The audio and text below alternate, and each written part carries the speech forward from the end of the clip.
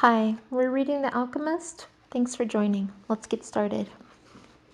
He wanted to forget about the vision and return to his meditation. He tried again to concentrate on the pink shades of the desert and its stones, but there was something there in his heart that wouldn't allow him to do so. Always heed the omens, the old king had said. The boy recalled what he had seen in the vision and sensed that it was actually going to occur. He rose and made his way back toward the palm trees. Once again he perceived the many languages in the things about him. This time the desert was safe, and it was the oasis that had become dangerous. The camel driver was seated at the base of a palm tree, observing the sunset. He saw the boy appear from the other side of the dunes. "An army is coming," the boy said. "I had a vision." "The desert fills men's hearts with visions," the camel driver answered. But the boy told him about the hawks, that he had been watching their flight and had suddenly felt himself to have plunged into the soul of the world.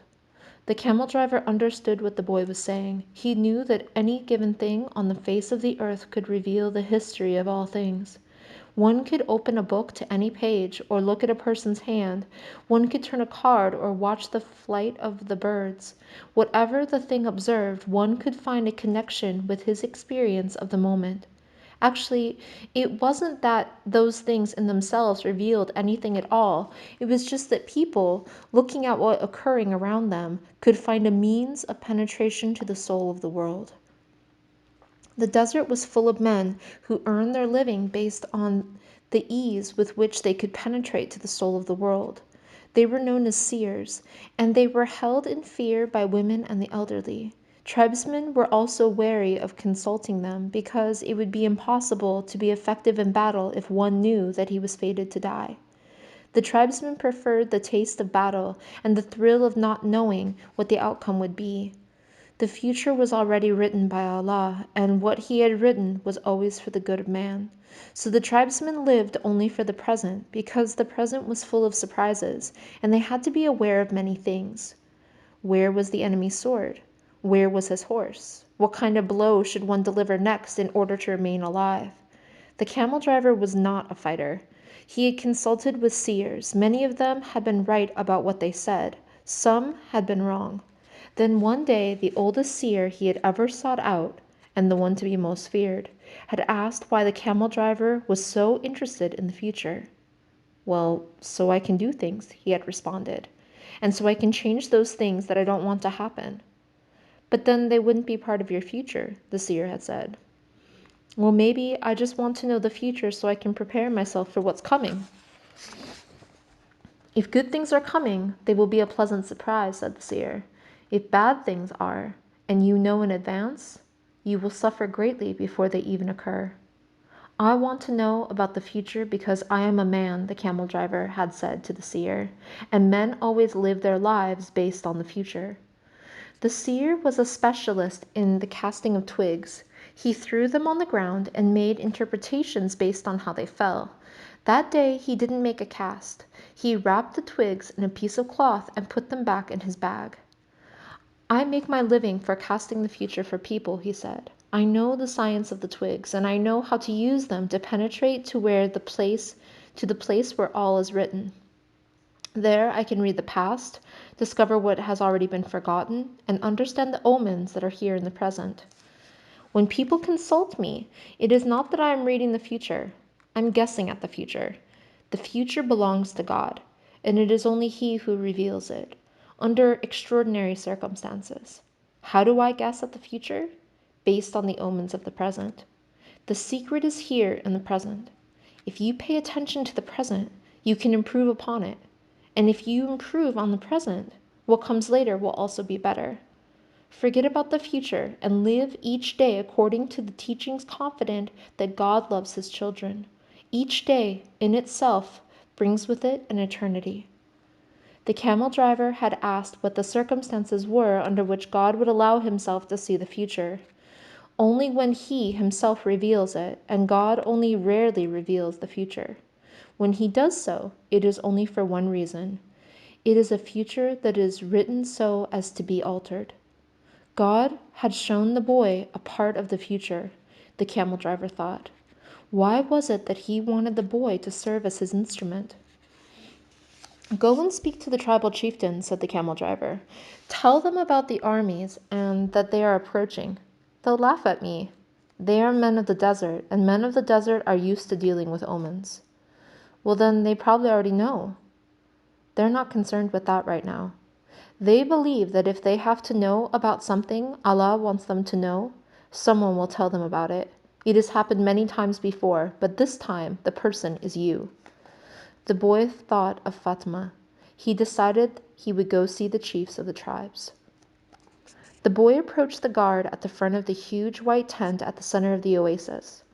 "I want to see the chieftains. I brought omens from the desert." Without responding, the guard entered the tent, where he remained for some time. When he emerged, it was with a young Arab dressed in white and gold. The boy told the younger man what he had seen, and the man asked him to wait there. He disappeared into the tent. Night fell, and an assortment of fighting men and merchants entered and exited the tent. One by one, the campfires were extinguished, and the oasis fell quiet as the desert. Only the lights in the great tent remained. During all this time, the boy thought of Fatima, and he was still unable to understand his last conversation with her. Finally, after hours of waiting, the guard bade the boy enter. The boy was astonished by what he saw inside. Never could he have imagined that there, in the middle of the desert, there existed a tent like this one. The ground was covered with the most beautiful carpets he had ever walked upon, and from the top of the structure hung lamps of hand-wrought gold, each with a lighted candle. The tribal chieftains were seated at the back of the tent in a semicircle, resting upon richly embroidered silk cushions. Servants came and went with silver trays laden with spices and tea. Other servants maintained the fires and the hookahs. The atmosphere was suffused with the sweet scent of smoke. There were 8 chieftains, but the boy could see immediately which of them was the most important. An Arab dressed in white and gold, seated at the center of the semicircle. At his side was the young Arab the boy had spoken with earlier. "Who is the stranger who speaks of omens?" asked one of the chieftains, eyeing the boy. "It is I," the boy answered, and he told what he had seen. "Why would the desert reveal such things to a stranger when it knows that we have been here for generations?" asked another of the chieftains. "Because my eyes are not yet accustomed to the desert," the boy said. "I can see things that eyes habituated to the desert may not see. And also because I know of the soul of the world," he thought to himself. "The oasis is neutral ground. No one attacks an oasis," said the third chieftain. "I can only tell you what I saw. If you don't want to believe me, you don't have to do anything about it." The men fell into an animated discussion. They spoke in an Arabic dialect that the boy didn't understand, but when he made to leave, the guard told him to stay. The boy became fearful. The omens told him that something was wrong. He regretted having spoken to the camel driver about what he had seen in the desert.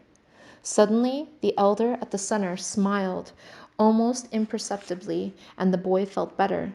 The man hadn't participated in discussion, and in fact hadn't said a word up to that point. But the boy was already used to the language of the world, and he could feel the vibrations of peace throughout the tent. Now his intuition was that he had been right in coming. The discussion ended. The chieftains were silent for a few moments as they listened to what the old man was saying. Then they returned to the boy. This time his expression was cold and distant. 2,000 years ago, in a distant land, a man who believed in dreams was thrown into a dungeon and then sold as a slave, the old man said. Now, in the dialect the boy understood, "Our merchants bought that man and brought him to Egypt. All of us know that whoever believes in dreams also knows how to interpret them." The elder continued.